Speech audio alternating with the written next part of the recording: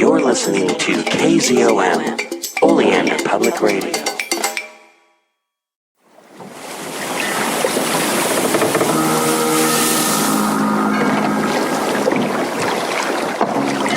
Welcome to Innsmouth, stranger. Hi, I'm Rob Whiten from the Innsmouth Book Club. Join me and my fellow guide John Chadwick as we take you on a fortnightly tour of Innsmouth. We visit places such as the Picture House, the Library and Innsmouth Museum to discuss all aspects of weird fiction, whether it be book, film, music, TV or art. As well as that, we stop over at the Gilman House to have a chat with a resident guest.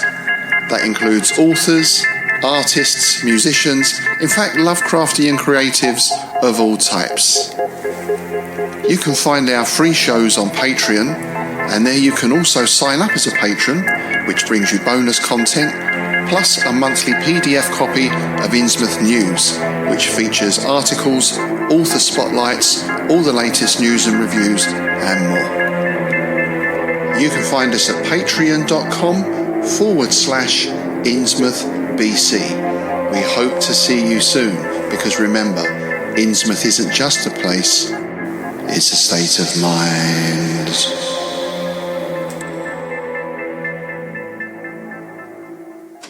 Use MRP 5KM D6 to get 10%. Welcome to the world of conquest. Immerse yourself in the epic battles and strategic warfare with our two thrilling tabletop miniature games. Conquest, The Last Argument of Kings, a rank-and-file war game, and Conquest, First Blood, a skirmish game. What makes these games even more exciting is that you can use the same miniatures to play both. Conquest, First Blood are a gripping skirmish game. With First Blood, you can experience the intense, fast-paced battles on a smaller scale while still utilizing the same meticulously crafted miniatures from your collection.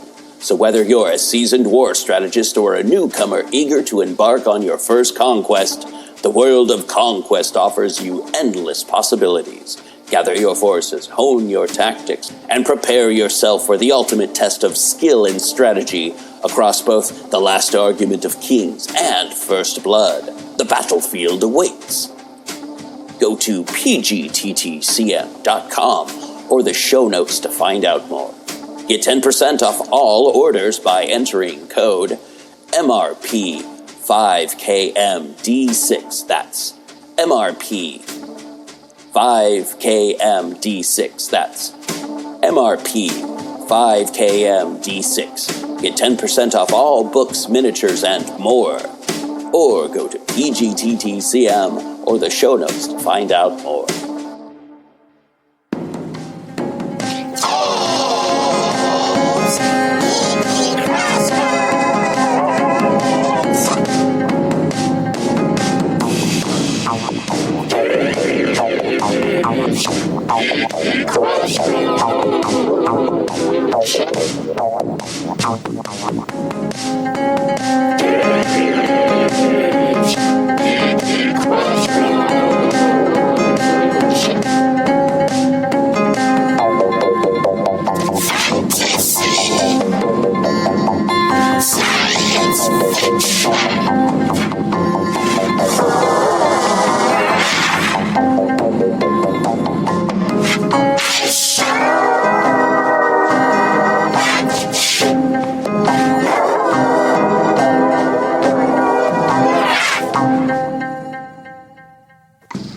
Hey everybody, this is Farmer Dave, and today we're going to talk a little bit about one of my favorite movies and lesser known parts of the franchise, and that is being Blade Runner. Now, I think that Blade Runner is maybe less impactful than it was in the 80s and 90s.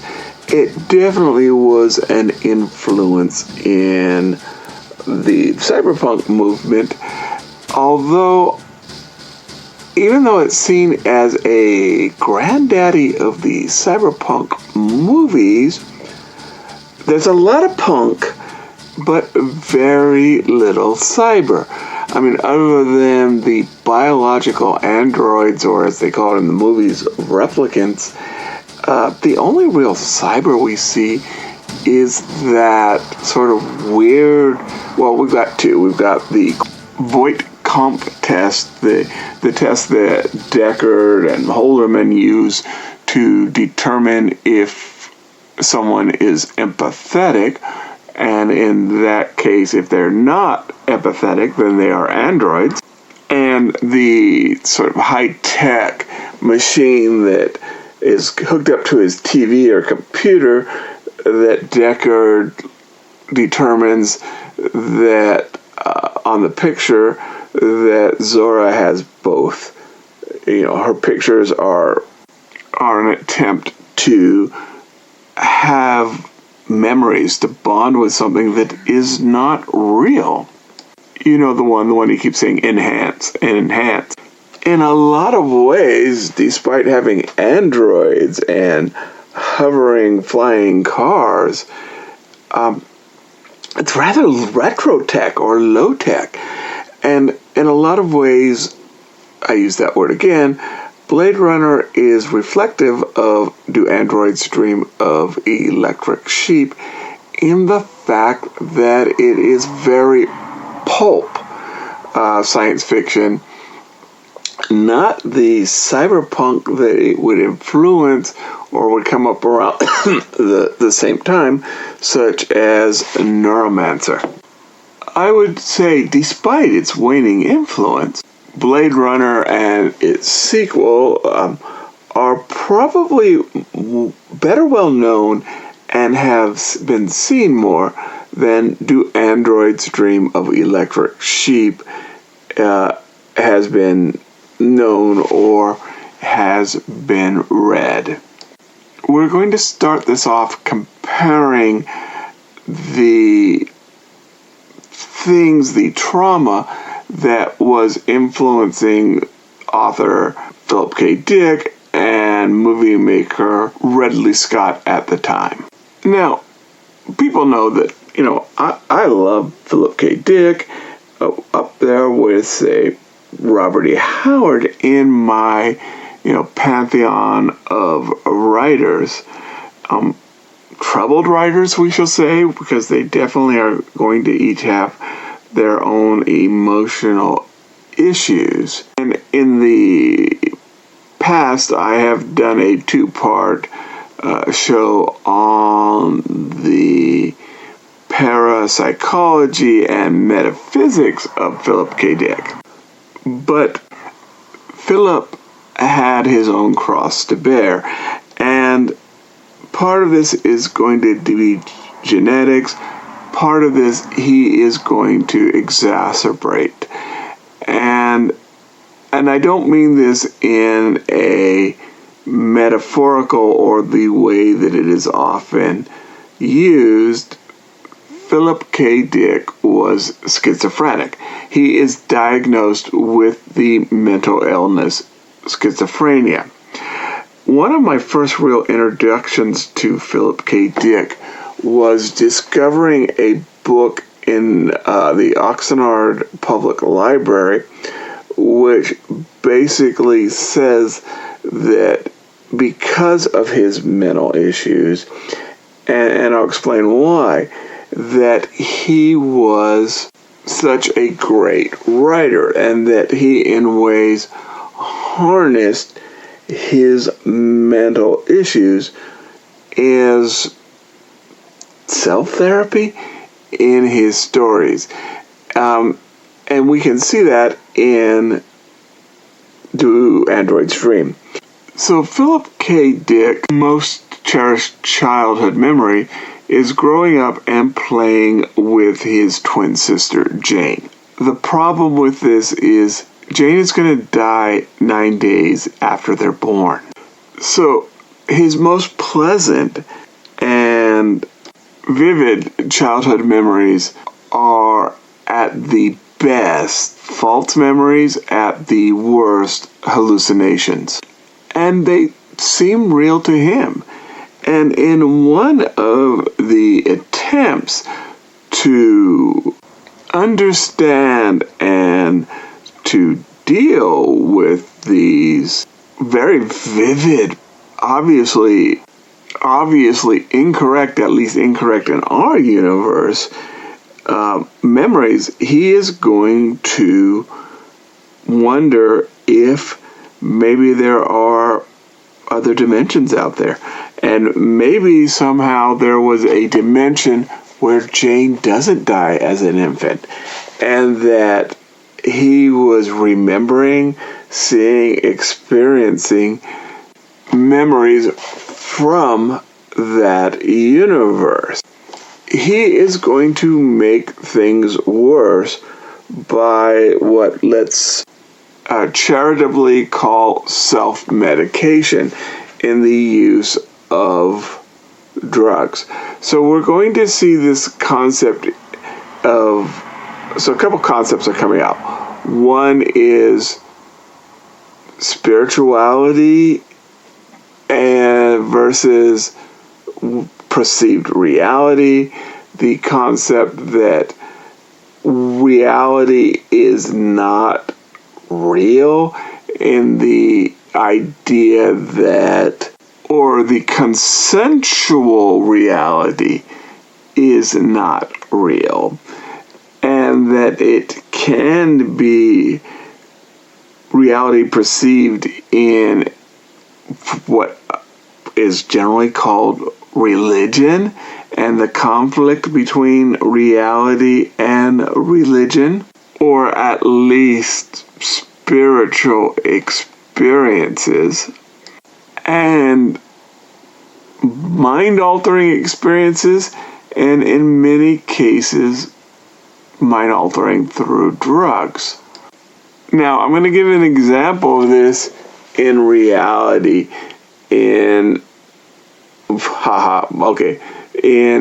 what we accept as reality. I know that's kind of funny after what I just said, but reality in Philip K. Dick's life. He comes home into his Northern California home, and it appears that someone has set off dynamite trying to blow up his safe. That is weird. That's unusual. That's not what we normally experience in our reality. And he sits there and he just wonders, is this an illusion? Is this insanity?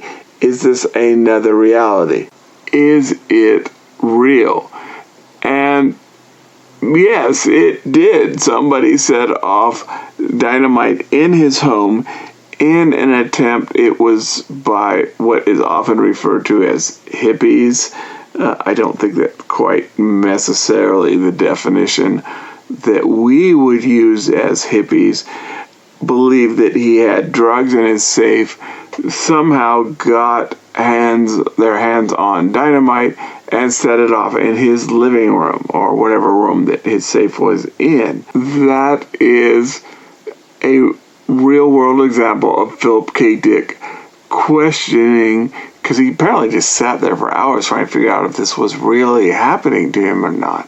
Another so-called perceived issue where he questions reality with his spiritual event or religious event is told by him in several speeches and is documented in R. Crumb's The Gospel According to Philip K. Dick, where his son is sick and the doctors are not sure what is causing it, and he has a spiritual diagnosis beamed to him, or he claims beamed to him, from a alien satellite that is true and saves his son.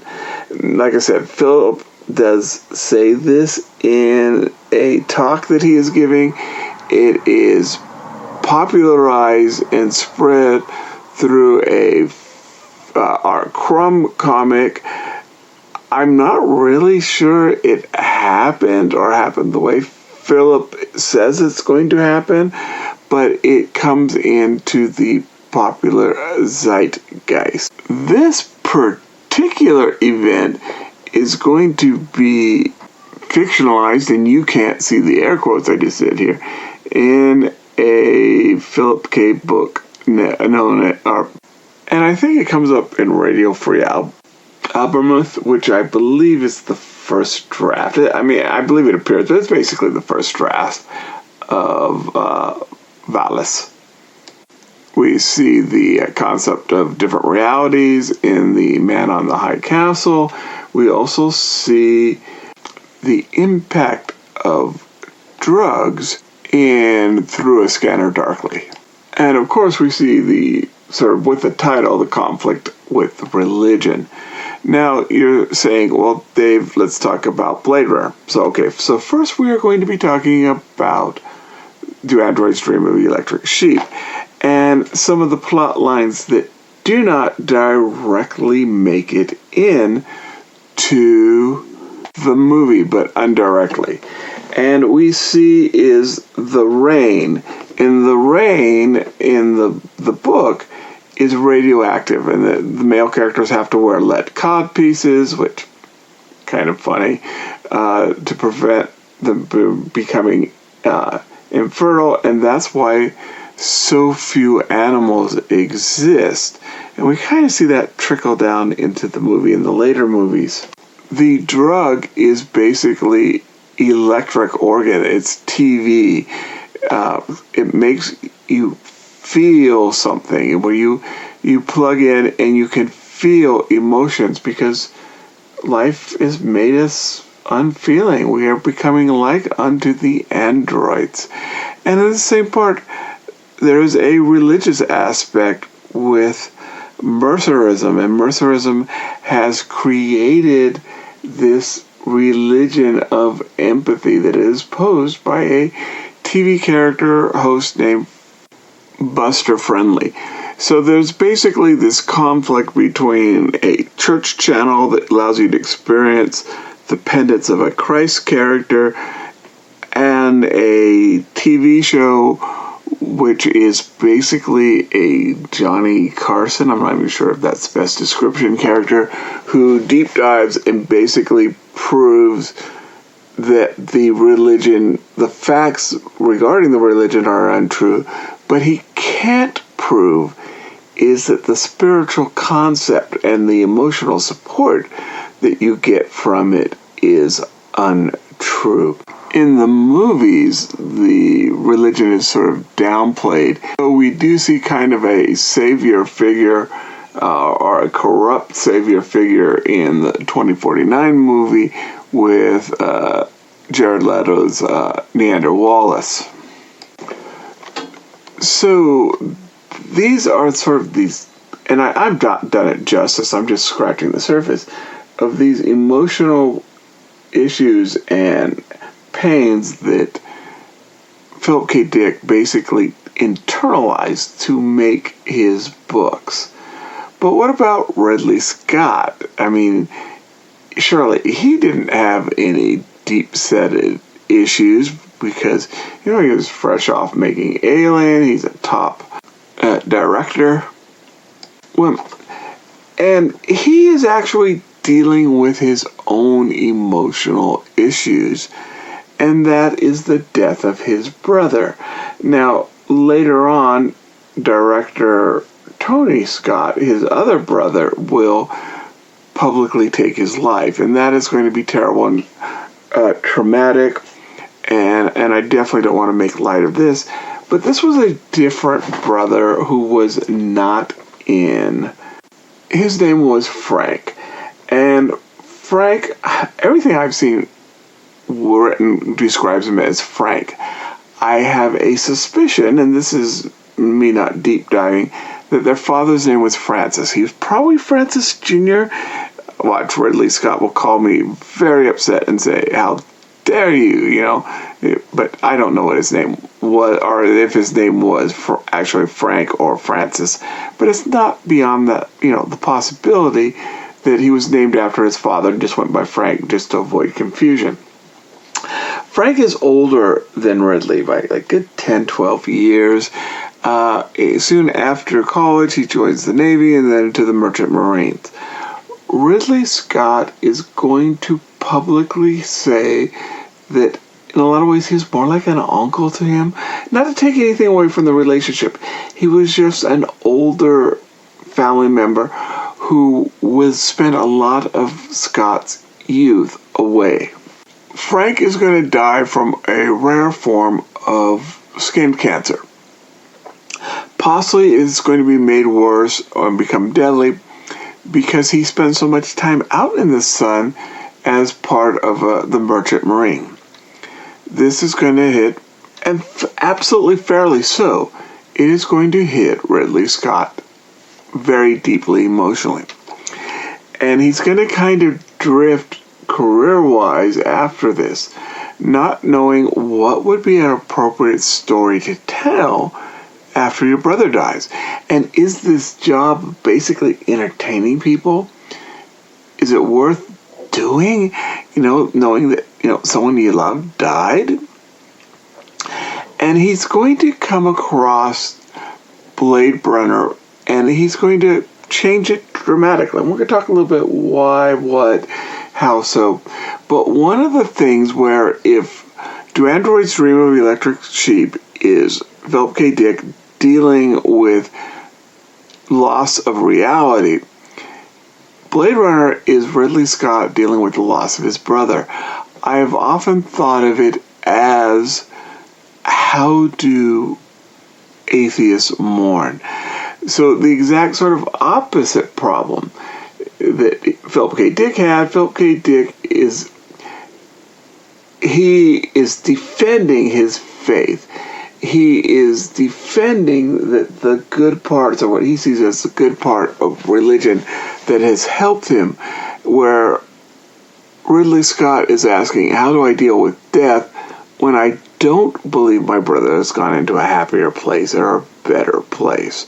And in a world where people on the internet are telling Margaret Atwood that she is wrong, that The Handmaid's Tale is more about Islam than Christianity, either knowing or not knowing that she wrote the book, I don't want to put words into Ridley Scott's mouth, but I think that he is saying that we all have limited time and that we need to remember those who went before us and to take chances and to find love, and that's how we deal with death when we don't believe in a higher being. We don't believe that our souls have progressed. And there's definitely where Roy Batty meets Tyrell, there is this moment of meeting and atoning with the father that for Tyrell goes terribly bad and leads to his death, and that is the anger. And at the end, where Batty has gone from killing his false god to saving the life of his enemy, because during that time he has learned the importance of that precious little life that we have.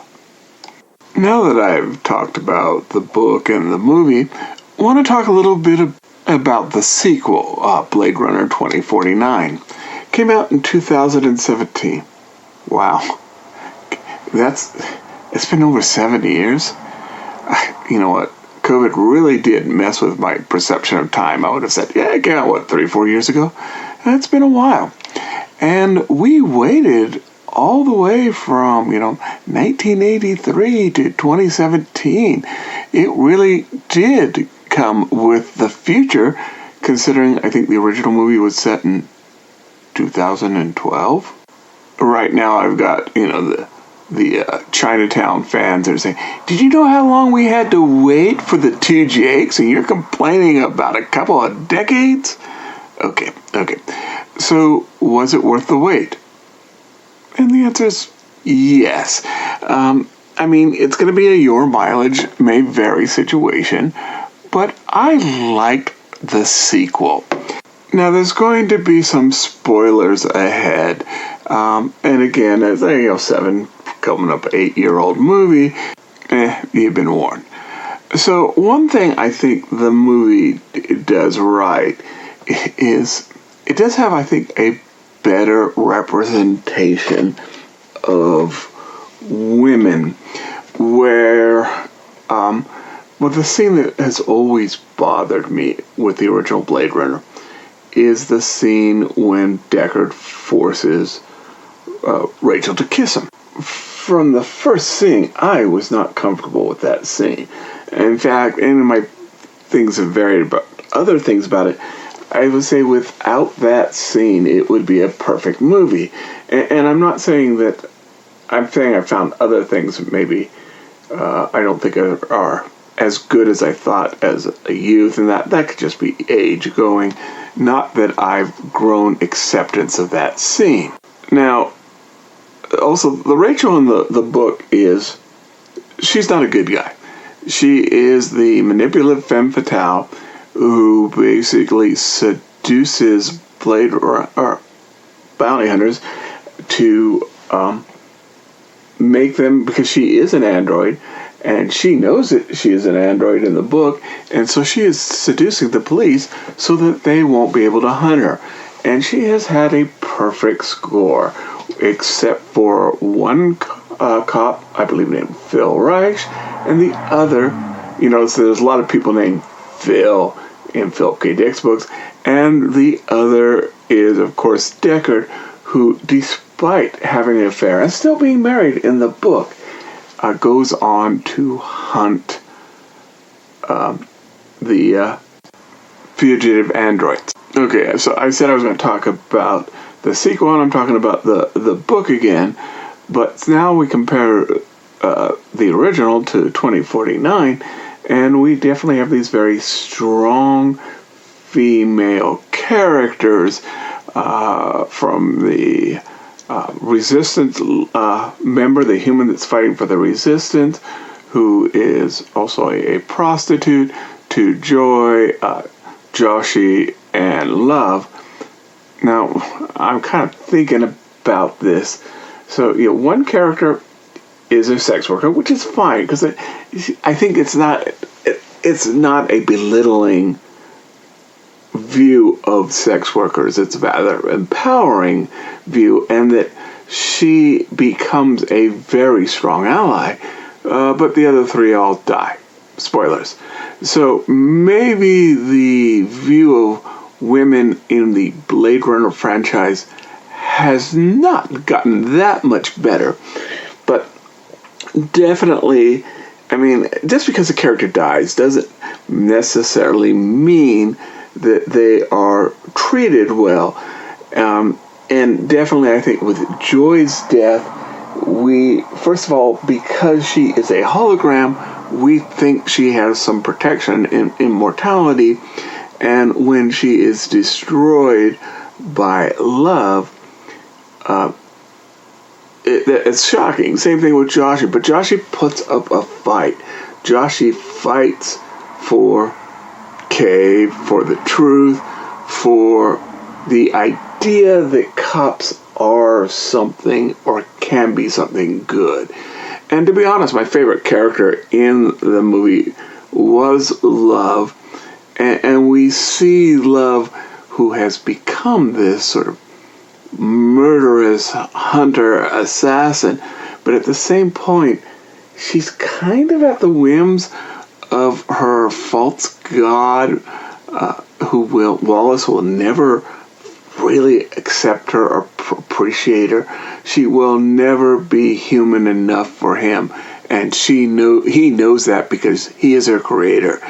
And so when she dies, and I think that the scene was a little, by the time I think the scene had just worn it a little bit out on me, and it did seem a little contrived when she's finally eliminated by Kay, and realistically, she should have been able to take Kay out.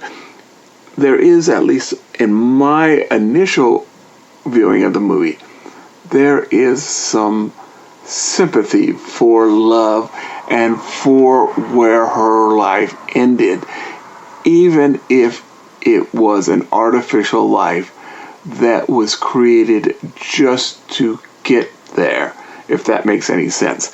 She was created to fight the enemies of Wallace, and she was created to try to kill the Blade Runners and those who oppose him. Felt sorrow for her when it came to that. The effects were great. They were great, but the effects were just so different and mind-blowing in the original Blade Runner. That's what made it so endearing. The new one, the effects are better. Of course they are. It's 40 years later. The technology has increased. What is it, 40 years better? Again, your mileage may vary. Honestly, I didn't think Wallace was that great of a bad guy. He's kind of like a corporate Joker being played by Leto. He's kind of this child god. Now, especially in sort of some of the source material, I love Dave Bautista as Saber Mortensen. And, forgive the pun, but I love. I mean, she was a great bad girl. Complicated and a little bit vindictive and dangerous. But, yeah, comparing Wallace to Tyrell wasn't evil, but he was the system. He was nature. He was the uncaring god. And, you could have done that with the Wallace character, but shrug. Okay, so bottom line, yeah, I absolutely like the 2049. It wasn't exactly how I wanted the story to continue, but that's okay. It wouldn't be. My version of Blade Runner 2 would never have been made because, it's my version. I wasn't consulted. That said, it's a good, solid movie. So we talked about the book, we talked about the movie, but there is a universe of Blade Runner stuff out there that are lesser known, including some stuff that I've barely seen. So we're going to talk a little bit about that next time. So, enjoy the show, and I will see you next week. The Game of Damn, a D6 war game / tabletop role-playing game. Just add 10 to 20 six-sided dice, pencil, paper, rules, and some kit-bashed models. This is the rule set for the damn system you're buying here. A universal role-playing war game. This setting is just a suggestion. Written by DB Spitzer, quick and easy to learn rules. Just go to the show notes for more details. In a world of battle. Large gangs, small armies, strange beasts, and stranger islands it all happens on. People from all over the multiverse, from different times and parallel worlds have found themselves in a world unfamiliar to them. People from the different backgrounds form small squads, gangs, armies, and maybe an empire. Just as no one knows why they are there, they also have no idea what is the source of all the beasts found all over the island, in the skies, and in the waters. Just as strange, small villages, roads, farms, and more litter these small island nations. People have lived here, died here, raised families on these strange, battle-scarred islands. New people, new creatures, new structures, new islands appear seemingly at random times and in random places. It's not uncommon to see vehicles and instruments of war that look like they were constructed in a dream or nightmare. Tanks with spider legs, artillery made of green crystals, bizarre airplanes, and even weirder. Form war bands, build armies, or go solo and explore. Your possibilities are nearly endless. Go to the show notes for more info. Facebook, Instagram, YouTube, and all the other places where podcast stuff exists. All right, back to the show. In Legacy Door, a lurker from space casts a shadow over time. We opened our eyes upon the human world. We found ourselves lying on an especially yielding bed in a room displaying scattered relics of their shallow past, tied together by more recently produced items meant to blend with the relics. Typical. A sensitive journalist dreams of unknown lives. It seems like every time I close my eyes, they get stronger. I can't even say the last time I had a normal sleep, let alone a dreamless one. An outspoken lawyer defends the suspect in an unspeakable crime. And that client was Jonathan Strauss, held for the murder of his daughter Abigail and her companion Harrison Reese. And a stalwart investigator tries to drag it all into the light. Some of the Reeses and the Strausses have been involved with something that seems to include an obsession with bloodlines and longevity for at least decades. Legacy Door is a weekly cosmic horror mystery podcast. An ensemble of actors tell a story, also available in paperback, Kindle, and audiobook. Available now.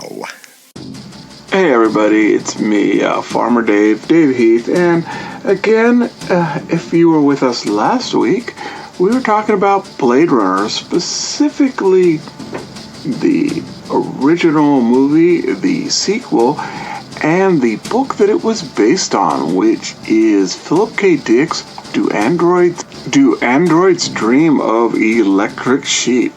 And gotta say this for Dick, I don't know, love it or like it, he had some different names for his stories. You probably know Total Recall was originally named We Can Remember It For You Wholesale. Gotta admit, I kind of like that one. So, one of my favorites was The Day Mr. Computer Fell Out of a Tree. That one's kind of a AI is a crapshoot trope plot. But then again, paycheck is paycheck.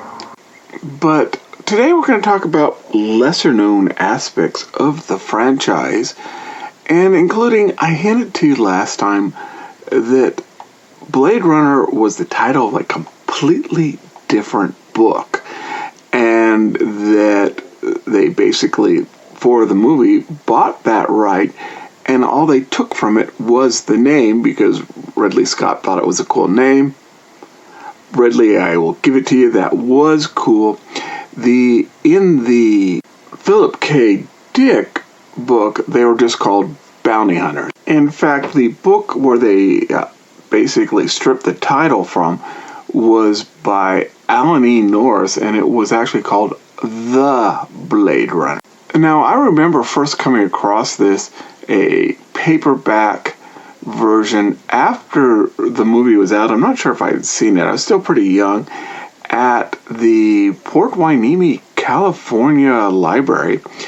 And I looked at it and I thought, this is not about what I know the movie's about. They must have ripped this off. I was very young back then, and arguably good looking. The story, though, is pretty punk, and it's in a universe where there is universal health care, but the government decides whether or not you are eligible, qualified, deserve to pass on your genetic material. So it's a universe that also believes in eugenics. And so the government will take care of your medical situation, but if you are not up to their genetic standards, you have to agree to be sterilized. And the Blade Runner is basically a club-footed street hustler who runs medicines or blades for a doctor to give to those people that refuse or meet the government's genetic standards, as well as but won't be sterilized. It's not considered part of the cyberpunk mythos or greater canon, but yeah, that's pretty punk. Now, sharp-eyed listeners, and Yeah, I know you don't use your eyes for listening, but you know what I mean. You may have said, well, wait a minute, getting medicine, under an authoritarian government, that sounds like a different Philip K. Dick story. The Imposter. And yeah, they use parts of it for The Imposter. Now, I haven't read the story. I've seen the movie. It was originally it's Gary Sinise. It's good. It's got a Philip K. Dickian twist ending. For what it is, it was going to be it's good, but it was going to be part of an anthology. And they liked it so much that they've added some fluff, and they just were looking around for fluff, and they pulled it from the original Blade Runner, because that's meta, dude. Now, I mistakenly thought that the book was not written by Norris, but was written by William S. Burroughs. And that was because Burroughs did the first attempt to make a Blade Runner movie. He wrote a script called Blade Runner the Movie in 1979. So this predates release. And he takes the Norse novel, and what he does is he changes it into a virus, and there's some right-wing conservative political shenanigans. It's William S. Burroughs. I don't know if that political shenanigans is good light or bad light, but you know what I mean. So stay with me, because this is going to be a bit of a mind trip. So William S. Burroughs takes the Norse novel The Blade Runner, and makes it into a new novel called Blade Runner the Movie, which isn't a movie and isn't based on the Blade Runner movie that you're familiar with. And then it's never made into a movie, but it's a book, which is called Blade Runner the Movie, and then it's going to be the inspiration for a movie called The Taking of Tiger Mountain, which is best known because it has a lot of sex and full frontal male and female nudity, and Bill Paxton. Yeah, Bill Paxton's in it too. And so they make a movie, but it's called The Taking of Tiger Mountain, not The Taking of Tiger Mountain, the book. Okay, mind blown? Yes. So that is pretty much the history of the original The Blade Runner. And like I said, even though he hadn't planned on using anything more than the title, Ridley Scott buys the rights to basically lock in that name. Okay, now that we've got that sort of mind screw over, let's talk about some other places that Blade Runner shows up that you might not think of. And one is, and this is, I've only seen this once, and there was a Blade Runner board game. And this was, I saw this 90s. It was at a little sort of quirky comic book store in Camarillo, California. And it was there, it was wrapped, and it was like $140. This was before things really became collectibles. Maybe it was 120, but it was like just this mind-blowing game, and it marked out, this is extremely rare. And I thought about it, and at the time I thought maybe I'd seen it in a toy store in the 84 or something, but that's the only one that I can for sure say that I ever saw that copy. And that was just more money than I had or wanted to play on a game.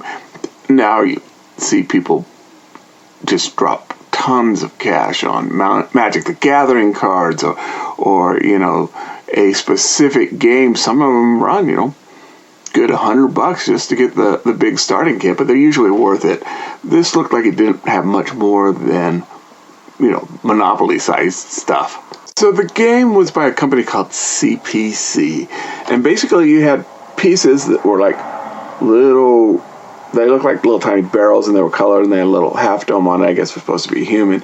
And then you have this like map that I guess is supposed to be LA in the future, if your point of view is 1984 2 when it came out, and you get cards, and if you have a certain amount of cards, when another player lands on you, I've just got this from articles, then they're replicants and you can kill them. Okay, sure, yeah, but it really does sound like kind of a cheap game, but cheap in the fun way. That said, I couldn't find a copy that someone was selling on the internet, so who knows what they would be running for price-wise. Other sort of deep dive game adjacent Blade Runner product that I want to talk about may be a Mandela effect. I swear I've seen it, but I can't find it online. And it was basically like a choose-your-own-adventure book, and that you rolled dice. And I found it in a Target when I was a kid, and I read it, and I didn't buy it. I looked through it, and I go, oh, this sounds a lot like Blade Runner. And it was a Blade Runner. Maybe that's where the Mandela effect comes in, since I can't find it. Maybe it was a Blade Runner ripoff. Maybe, I don't know. I'm now doubting my own self, and I probably shouldn't be talking about this. But if you know anything about a choose-your-own-adventure-like game book featuring Blade Runner, let me know. Role-playing game by Free League Press. And they've actually been doing some really good things. They've got their in-house system. It's the Year Zero engine. And it's a sort of a simple game system, but it works here. And one of the other games they have is, the Alien franchise. And I was really excited about this concept of maybe blending the two, because, both have androids or replicants, and easily, I don't think it would take much mixing, except for mixing the events and the timeline, to combine the games. However, much like Modifius's 2D20, the Year Zero engine kind of adapts. So the rules are not 100% compatible.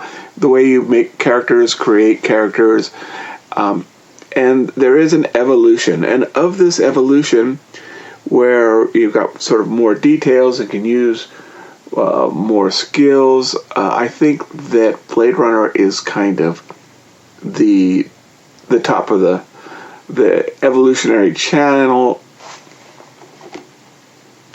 at this time of this game system.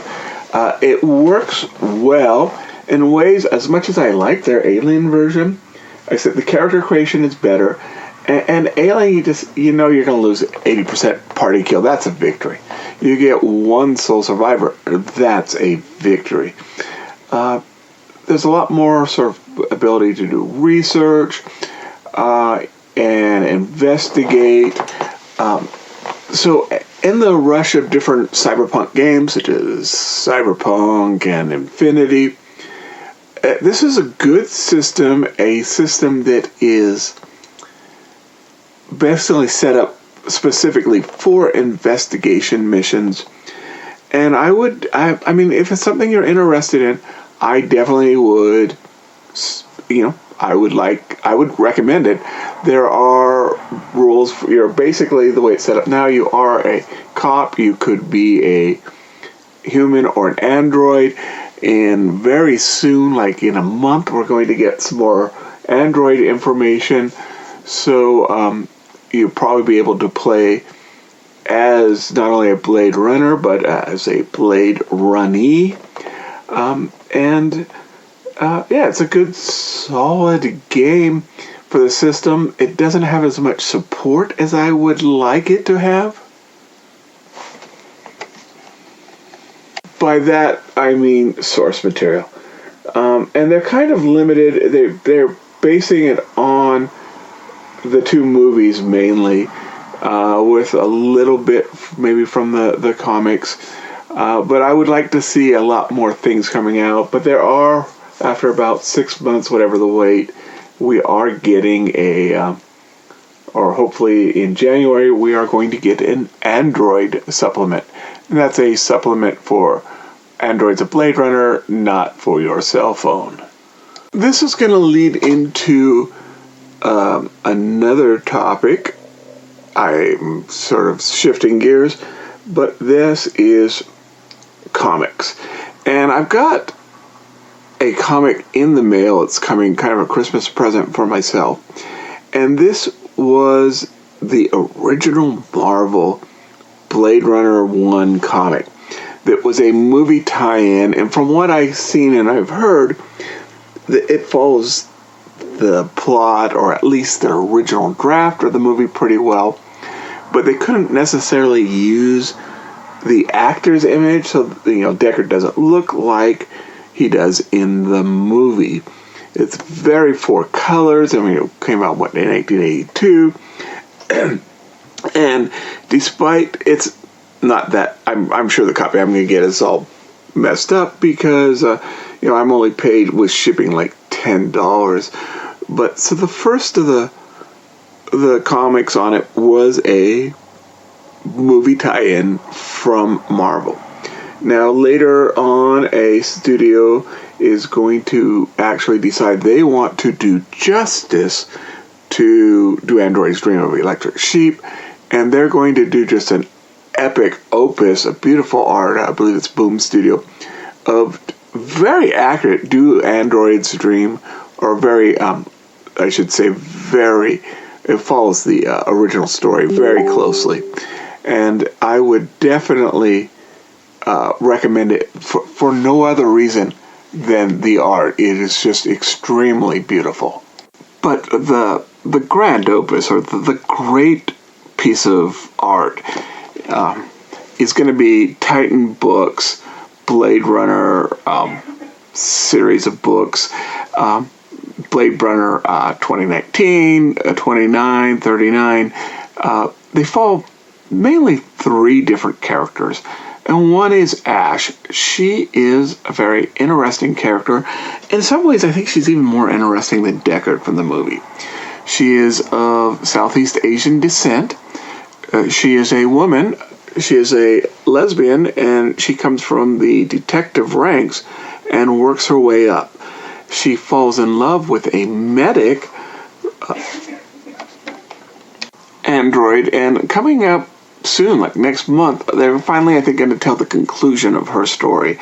And it starts off as a very sort of erstwhile Blade Runner who, if not believes in the government and the organization, at least the mission, as well as she is crippled. She can't walk, except she has this sort of cybernetic implant.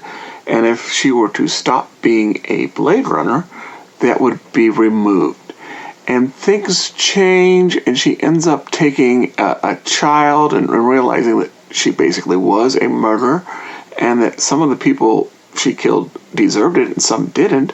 So she takes this child android and basically escapes to the outer world, and is forced to come back, restart her life.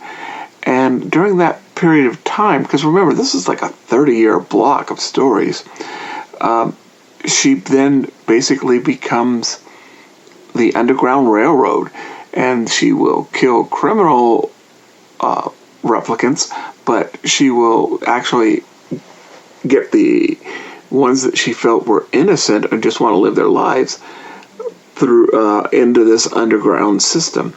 And like I said, she has a lover who is a combat medic who has gone through her own thing. Then eventually she even encounters and teams up with Love from the most recent movie. Now, the art in Love looks nothing like the actress who played her, and I suspect it's the same reason for the Deckard in the comic books by Marvel don't look like Harrison Ford, because they are the actor owns to some extent their image.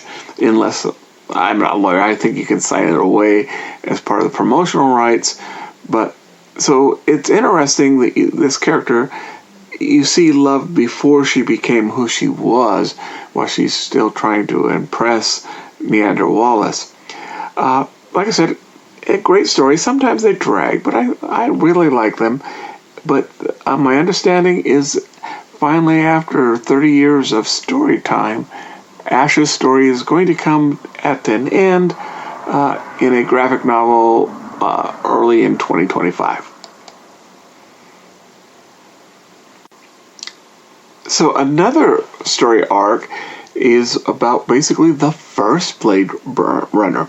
His name is Cal Maldo, and he is basically grew up in a fictionalized science fiction version of South Central Los Angeles.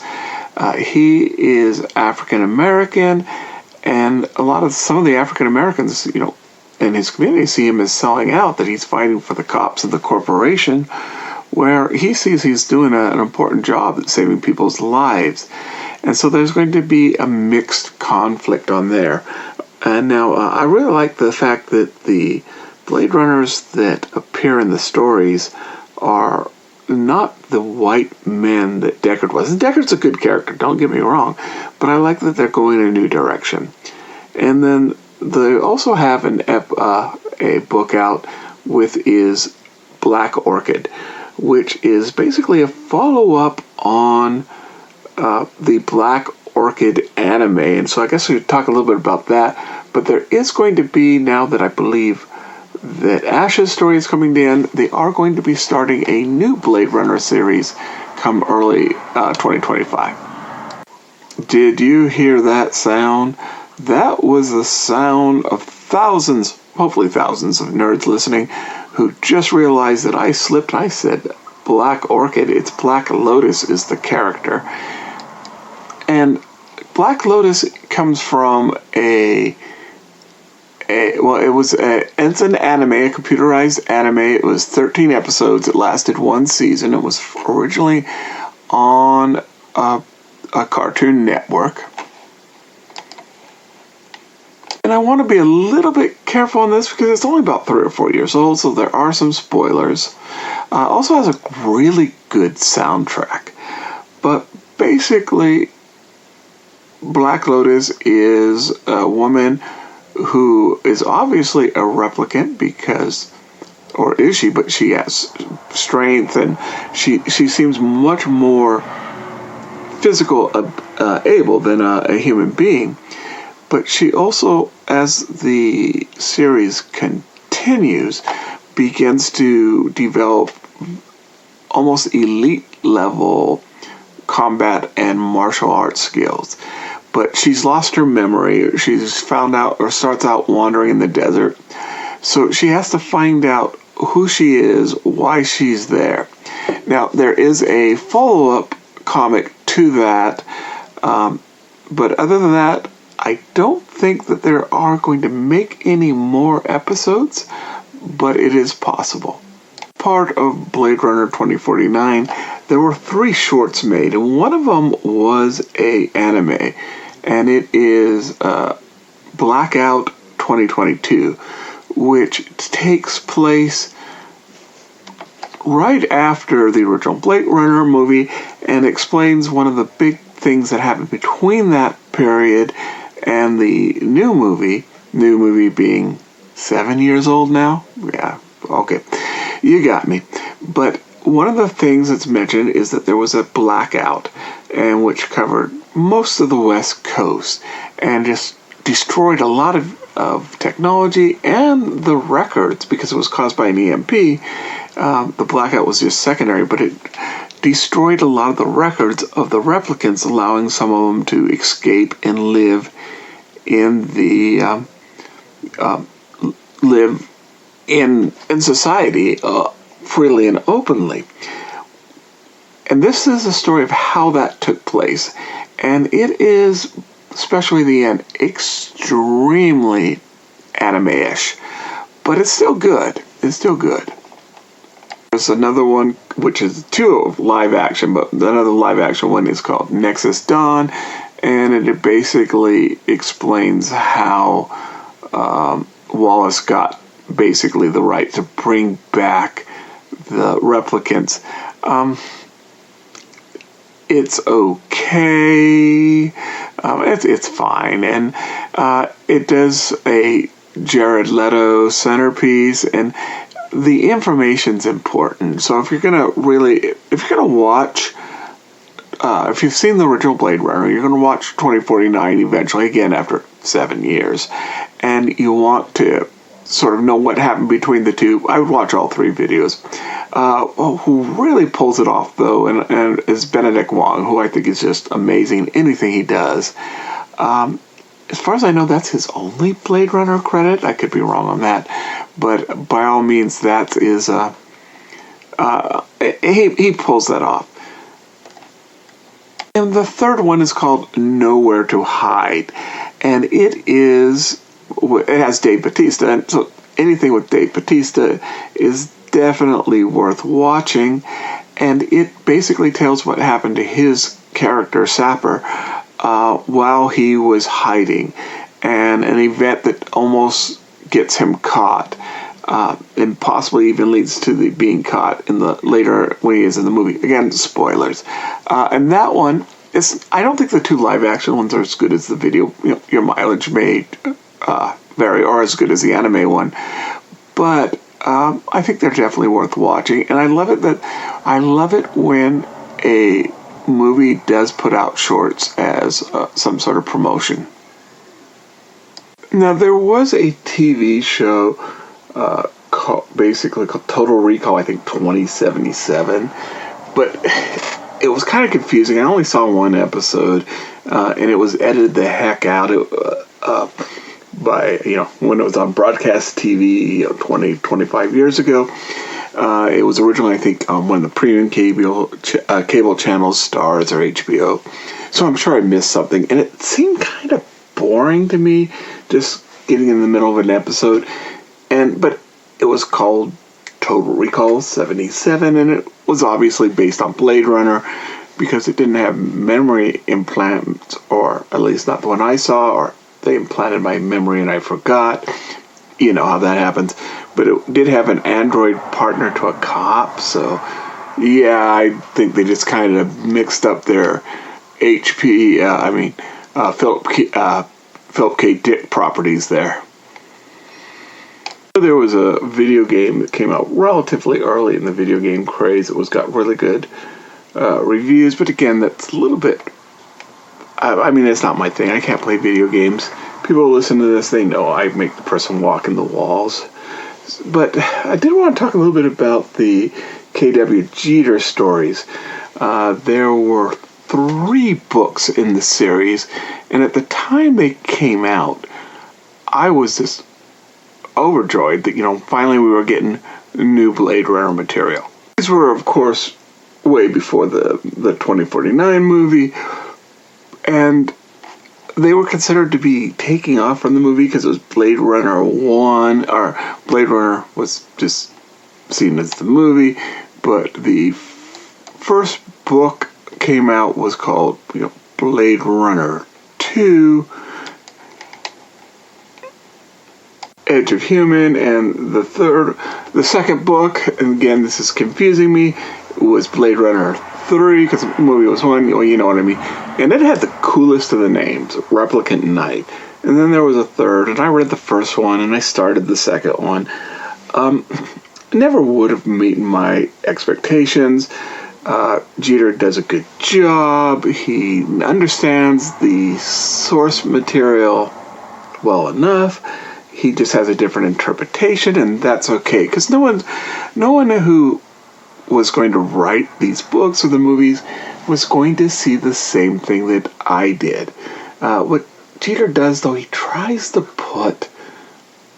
merge the book and the movies together so that he has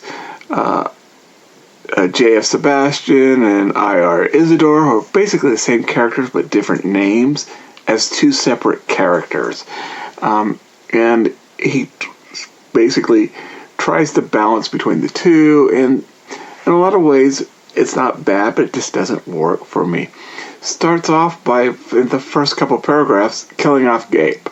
Who we know in the movie, in the official canon, he makes it all the way through to a retirement. Into a retirement home. He shows up in some of the later comics, too. He basically has Pris as a human replicant poser, and so when she is killed by Decker, he's done it. He's retired a human being, and then he has Batty being a clone, which I guess, and the original human that he's based on comes down okay, as well as Rachel has an evil twin who sometimes, or another replicant who sometimes masquerades as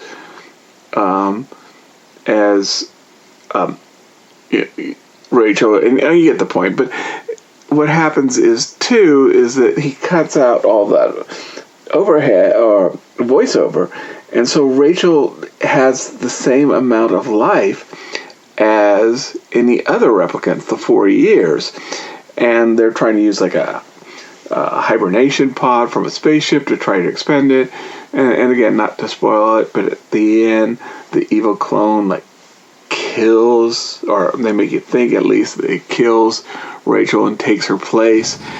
I was so jonesing for new Blade Runner content, and like I said, it's not bad, but it's not the one I was looking for. So that sums it up. There's some other things I would love to have talked about, but we're kind of running out of time here. And if you put these together back to back and take all my ums and ahs and spaces, you almost got an hour worth of content. So I just want to thank all those who have listened, especially to both parts. And we're going to talk about some new things next week, so looking forward to have you there. Any Cuba Cobra S combo. Compared to the mainstream 3D printer on the market, Anycubic S1 is faster. The speed has improved 12 times. The Benchy can be completed in 15 minutes, that's 600 millimeters a second. Fully enclosed construction using the Cobra OS system and cooling system minimizes vibrations and enhances the responsiveness to improve the quality of printing. Anycubic Cobra S features a full metal hot end capable of reaching a peak temperature of 320 degrees. Quiet mode is as low as 44 decibels while printing. 44 decibels, that's as loud as the library, or bird calls, or a forced air furnace. Equipped with built-in camera to view the printing process.